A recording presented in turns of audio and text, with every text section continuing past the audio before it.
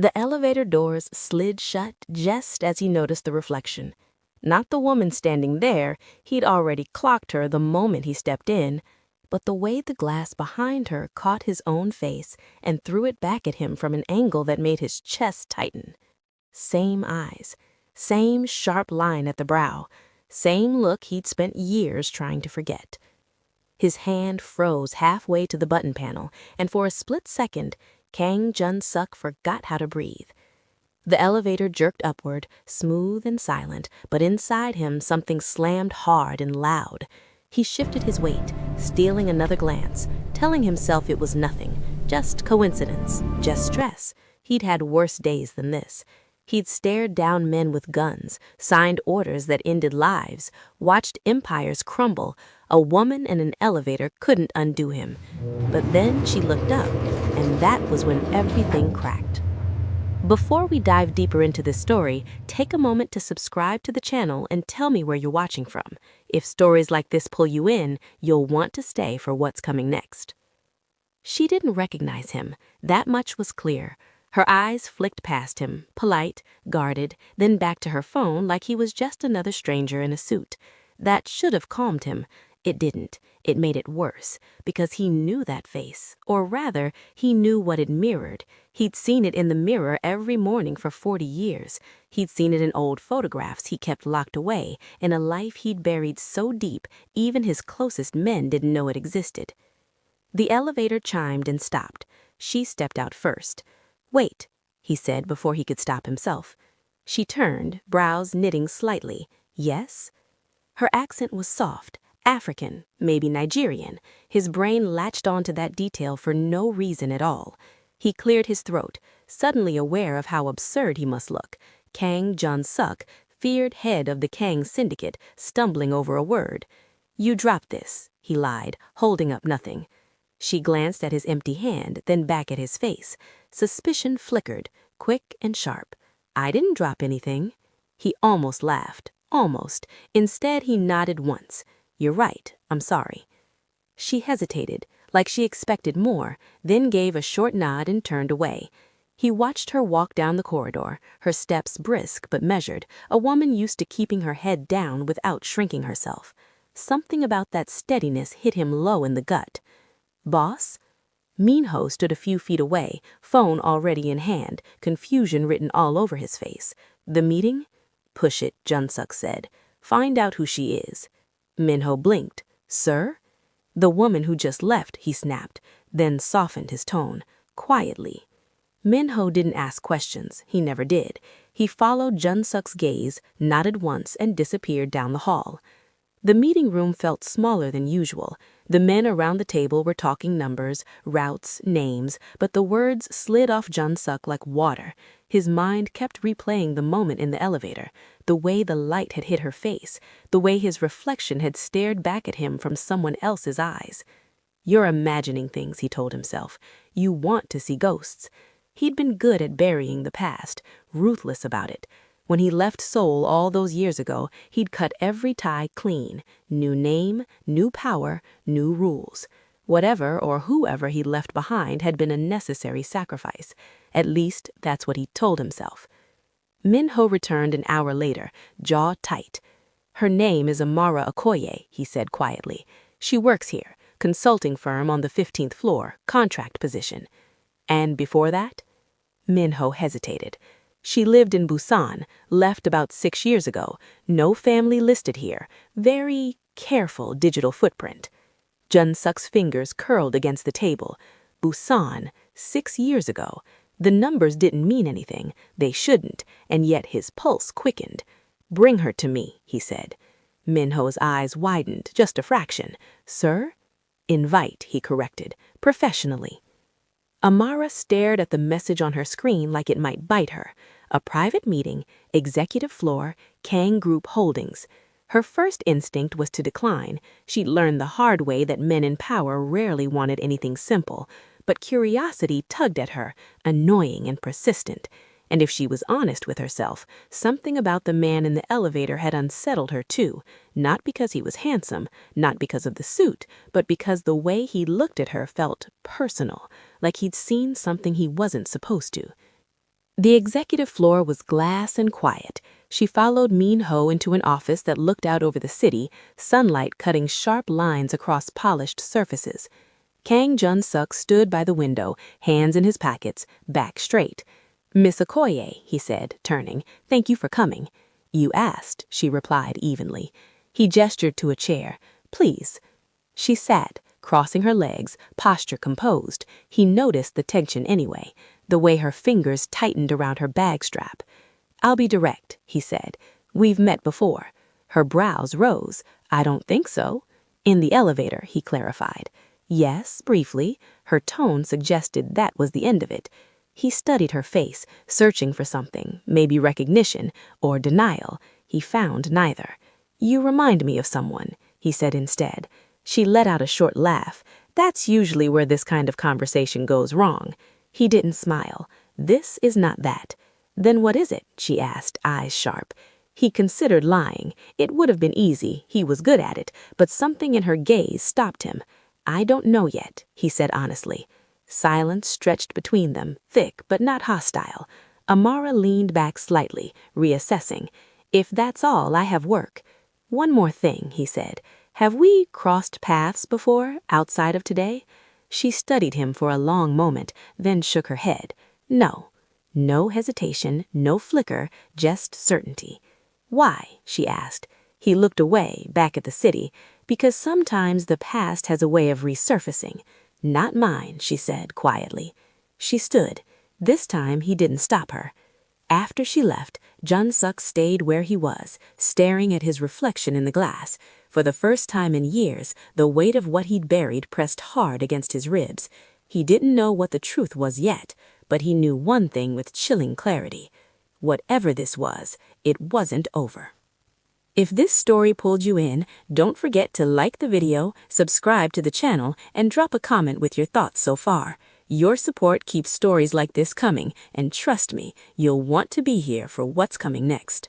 Amara didn't realize her hands were shaking until she reached the restroom on the 15th floor and locked herself inside a stall. She leaned her forehead against the cool metal door and exhaled slowly, counting her breaths the way she taught herself years ago.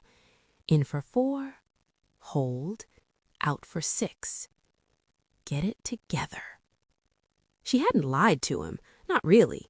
She didn't know Kang Jun-seok, not personally. But something about that meeting had scraped against an old nerve she didn't like touching. The way he'd looked at her, like he was trying to remember a dream he wasn't sure was real. The way her chest had tightened when their eyes met. "You're projecting," she told herself. "Powerful men have a way of making people uncomfortable. That's all this is." Still, when she returned to her desk, she couldn't focus. Numbers blurred, emails went unread. Her mind kept replaying his voice, low, controlled, with an edge of something she couldn't name. Regret? Fear? She packed up early and left before anyone could comment.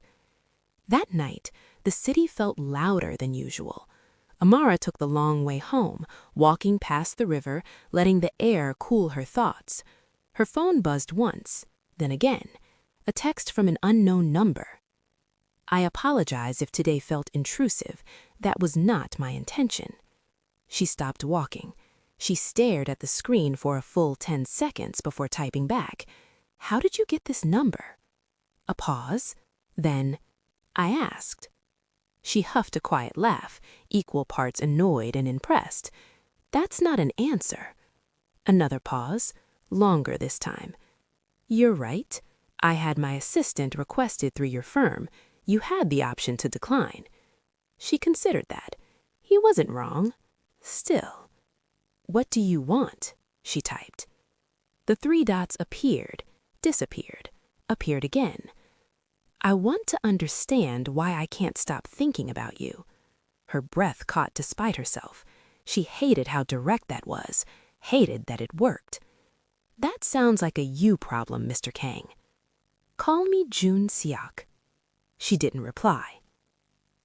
Across the city, Jun-seok sat alone in his office long after midnight, phone resting on the desk like a loaded weapon. He didn't chase, he never chased. But this wasn't business. this was something else, something older. He poured himself a drink he didn't touch and stared at the city lights, memories pressing in uninvited. Busan, a cramped apartment near the docks, a woman with laughter in her eyes and anger in her voice, promises made too quickly, broken too cleanly. He'd left because he believed power required sacrifice, because he'd been told love was a weakness. He hadn't known then how permanent some choices were. His phone buzzed. "Don't text me again," Amara wrote. "Please." He closed his eyes. Understood. He meant it. For now. Days passed, then a week. He kept his distance, buried himself in work, pretended the unease would fade. It didn't. If anything, it sharpened. Every time he caught his reflection, he saw her eyes. Every time he slept, he dreamed of a life he didn't recognize. Minho noticed. Of course he did. "You're distracted," Minho said one evening as they left a meeting. "That's dangerous." Jun Seok didn't deny it. "Run another background check." Minho stiffened. "On Ms. Okoye?" "Yes." "You already did." "Do it again. Deeper." Minho hesitated. "Sir, this is personal." Jun Seok stopped walking. "Everything is personal." The second report came back thinner than the first. No scandals, no hidden benefactors, just a woman who worked hard, moved carefully, and avoided attachments. One detail stood out, though. A school in Mapo-gu, tuition payments made in cash, no parent listed, emergency contact, herself. Jun Seok's chest tightened. "How old?" he asked quietly. Minho didn't answer right away. When he did, his voice was careful. 7. Jun Seok sat down slowly, the room tilting around him. 7. The number hit like a blow. The math was brutal and undeniable. "No," he said, though no one had accused him of anything. Minho swallowed. "Sir, get me a photo." "That's now." Minho left. Jun Seok stared at the wall, heart pounding in his ears. He told himself it meant nothing. Coincidence, projection. He'd made a career out of seeing patterns that weren't there. The photo arrived an hour later. Jun Seok didn't open it right away. His hand hovered, then dropped to the desk. He poured the drink down the sink, splashed water on his face, and finally tapped the screen. The world narrowed. A child stood in a school uniform, backpack hanging off one shoulder, expression serious in a way children shouldn't have to be. Dark curls, smooth brown skin, and eyes that looked back at him like a mirror he'd shattered and somehow reassembled. Jun Seok sank into the chair. "No," he whispered again, but the word had lost its power. Amara felt it before she saw him. She was leaving the school, one hand gripping the strap of a small pink backpack she carried for her daughter, when the air shifted. Her hairs on her arms stood up. She looked up, and there he was, standing across the street, suit immaculate, expression unreadable. Her heart slammed against her ribs. "What are you doing here?" she demanded the moment he crossed. "I needed to see her," he said softly. Fear flared, sharp and hot. "You don't get to—" "I won't approach," he cut in quickly. "I swear, I just needed to know if what I thought was real." Her throat tightened. "You followed me." "I followed the truth." She laughed brittle. "You don't get to talk about truth." Silence stretched between them, heavy with years neither of them had spoken about. "She's mine," Amara said finally, voice shaking despite her effort. "I know." "Then leave," she said. "Please." He looked past her towards the school gates, then back at Amara. "I will, but not forever." Her jaw clenched. "You don't get to decide that either." "Maybe not," he said quietly, "but she deserves to know who I am." "And I deserve to protect her," Amara shot back. They stood there, locked in a standoff neither of them had prepared for. Jun Seok took a step back. "I won't force my way into her life, but I won't disappear again." That scared her more than anything else he could have said. If this chapter stirred something in you, take a second to like the video, subscribe to the channel, and share your thoughts in the comments. Your support helps these stories reach the people who feel them most, and this story is only just beginning. Amara didn't sleep that night. She lay on her side listening to the quiet breathing from the small room down the hall, every sound magnified by fear. When she finally drifted off, it was only to jolt awake again, heart racing, certain she'd heard footsteps outside the door. By morning, she was exhausted and angry with herself for letting a man she'd buried years ago unravel her so easily. At breakfast, she forced a smile and poured cereal like nothing had changed. "Mom?" her daughter asked, spoon hovering midair. "You okay?" "I'm fine," Amara said quickly, then softened it. "Just tired." The girl studied her for a moment, eyes too perceptive for her age. "Did something happen at work?" Amara swallowed. "No, just grown-up stuff." That answer satisfied her daughter, at least for now. Amara watched her eat, memorizing the curve of her cheek, the way she frowned in concentration over nothing at all. Protecting her had always been simple in theory. Work hard, keep quiet, stay invisible. It had worked until now. Across the city, Jun Seok stood in a room full of men who would die for him without hesitation, and he felt utterly alone.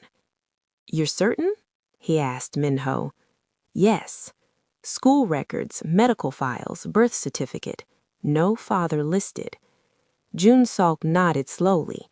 "And she never contacted me." "No." That stung more than he expected. He'd left Busan with the certainty that if things mattered enough, they would find their way back to him. He hadn't considered the possibility that the silence had been a choice. "She didn't want you," Minho said carefully. Jun Seok's jaw tightened. "She didn't trust me." "And can you blame her?" Minho asked. Jun Seok didn't answer. He spent the next few days watching from a distance, something he despised himself for. He learned the rhythms of their life without intruding. School drop-offs, grocery runs, evenings spent at a small park where Amara sat on a bench while her daughter played. There was laughter there, real laughter, the kind he hadn't heard in years. He didn't belong in that world, but it belonged to him in a way he couldn't deny. When Amara finally confronted him it was because she was done pretending. "You can't keep following us," she said, voice low and furious. They stood under a streetlight, shadows stretching long. "This isn't a movie. This is our life." "I know. That's why I haven't crossed the line."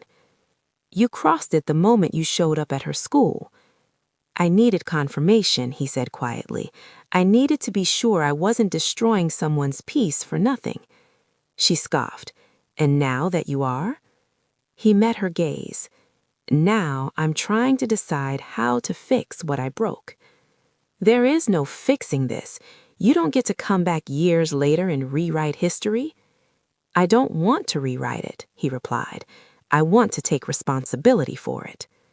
Her laugh was sharp. "Responsibility? You walked away." "I was wrong," he said simply. That stopped her, not because it absolved him, but because he didn't dress it up. No excuses, no justification. "You don't even know her," Amara said, voice trembling despite herself. "You don't know what scares her, what makes her laugh. You don't know how hard it was to raise her alone." "I know I missed all of that, and I will regret it for the rest of my life." Silence fell between them. The city hummed around them, indifferent.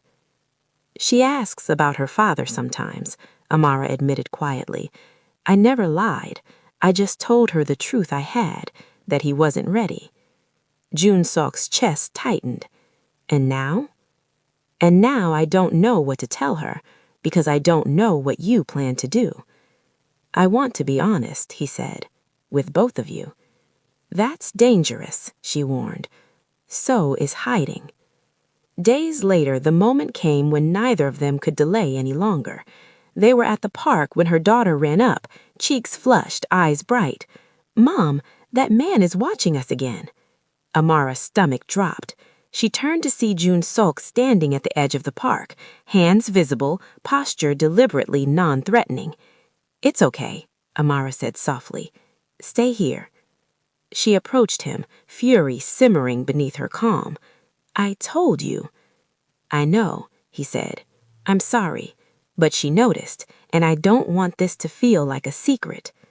Amara closed her eyes briefly. When she opened them, the fight had drained out of her, replaced with something heavier.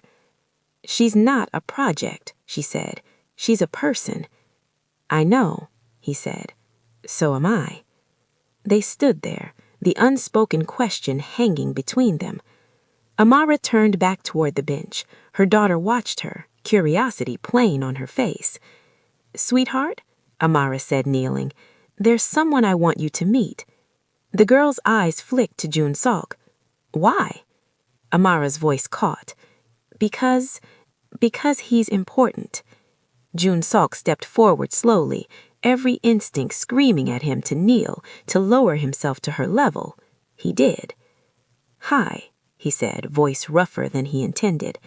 "I'm Jun-seok." She studied him, head tilted.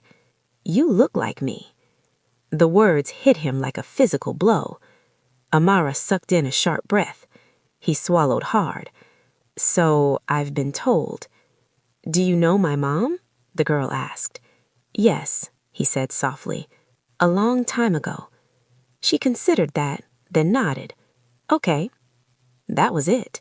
No drama, no tears, just acceptance, simple and devastating. They sat together on the bench.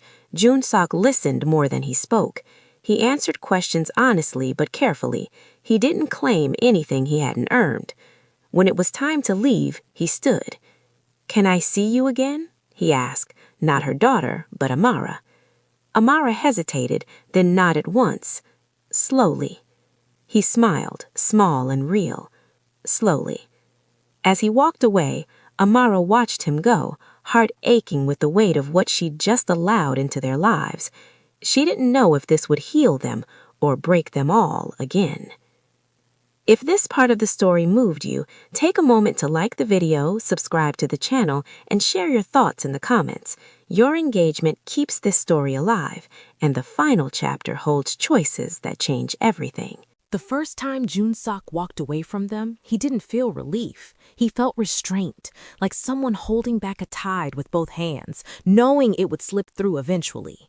He didn't follow them home. He didn't send messages. He didn't ask for photos. He did what Amara asked, slowly, and it nearly broke him. For Amara, the days that followed were worse in a quieter way. Her daughter asked questions, gentle ones, curious ones, the kind that carried no accusation but demanded honesty all the same. "Is he my dad?" Amara didn't answer right away. She sat on the edge of the bed, fingers threading through her daughter's hair, grounding herself. "Yes," she said finally, "he is." There was no gasp, no tears, just a long pause. "Why didn't he come before?" Amara swallowed. "Because he made a mistake." "Is he bad?" her daughter asked. "No," Amara said firmly. "He's human." That answer seemed to satisfy her. Children had a way of accepting complexity adults struggled with. For Jun-seok, responsibility stopped being abstract. He canceled meetings. He refused jobs that would have put blood on his hands. His men noticed. The city noticed. Power shifts always left ripples. "You're changing," Minho said one evening. "Yes," Jun-seok replied, "I am. And if it weakens you, then I'll learn to be strong in a different way." The second meeting happened at Amara's apartment. Neutral ground. No guards, no suits. Jun-seok showed up in plain clothes, hands empty. Her daughter answered the door first. "You came back," she said. "I said I would," he replied. She nodded solemnly and stepped aside like it was the most natural thing in the world. They sat at the small dining table. Jun-seok listened as Amara laid out rules, boundaries, expectations. You don't buy her affection. You don't disappear without explanation, and you don't undermine me. "I won't," he said. "If you hurt her, I won't," he said again, voice steady. Weeks turned into months. Trust didn't arrive all at once. It crept in quietly through shared meals, school pickups, homework struggles, small moments that added up to something dangerous and beautiful. Jun-sok learned who his daughter was, not the reflection he'd first seen, but the person she'd become without him. He learned what scared her, what made her laugh. He learned how she liked her tea. He learned when to step back. Amara watched him carefully. She saw the effort, the restraint, the way he bit back instinct when it clashed with what was best for them. She didn't forgive him all at once, but she stopped guarding her heart so fiercely. One night, after her daughter had gone to bed, Amara and Jun-sok sat on the balcony, city lights flickering below. "I never stopped thinking about you," he said quietly. "I did," she replied. "I had to. I know." "I'm not angry anymore," she admitted, "but that doesn't mean I'm ready." "I'm not asking you to be," he said. "I'm asking you to let me stay." She looked at him then, not the boss, not the man who'd once left, but the father who stayed, the man who showed up even when it cost him power. "Okay," she said. The words settled between them, heavy with promise. The truth came out slowly. Jun-sok didn't hide his past forever. When the questions came, he answered honestly, in ways his daughter could understand. When danger threatened, he handled it quietly, keeping their world intact. He stepped down from the parts of his empire that couldn't coexist with the life he wanted. It cost him allies. It cost him fear. It cost him control. It gave him something better. Years later, on a quiet morning, Amara watched him tie a school tie with clumsy care, tongue caught between his teeth in concentration. "You're still bad at that," she teased. "I'm improving," he said. Her daughter laughed. "Mom does it better." "She always does," he said, smiling. Amara felt it then, not the rush of romance, but something deeper, peace. Later that night, when the apartment was quiet, Jun-sok took Amara's hand. "I don't want to be the man I was," he said. "I want to be the one she knows." She squeezed his hand. "Then keep choosing us." "I will," he said. And this time, she believed him.